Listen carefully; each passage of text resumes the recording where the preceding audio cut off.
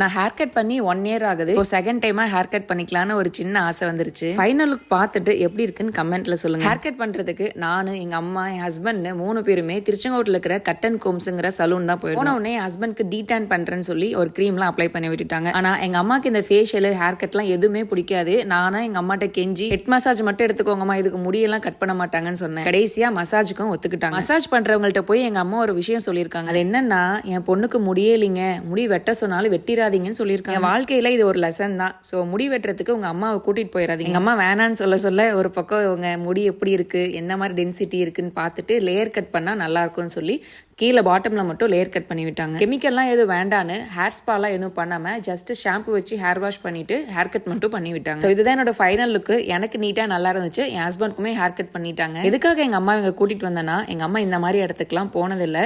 So வீட்லயே எப்பயுமே இருக்கிறதுனால வெளியே கூட்டிட்டு போய் ஒரு ஹெட் மசாஜ் பண்ணா நல்லா இருக்கும்னு நான் கூட்டிட்டு வந்தேன். நாங்க போன சலூன்ல தீபாவளி ஆஃபர், காம்போ ஆஃபர் போறதுனால அமௌண்ட் ரொம்ப கம்மியா தான் வந்துச்சு. சலூன் கூட்டிட்டு போகலன்னா கூட பரவாயில்ல, வீட்லயே உங்க அம்மாவுக்கு ஹெட் மசாஜ் பண்ணி விட்டீங்கன்னா ரொம்ப சந்தோஷப்படுவாங்க.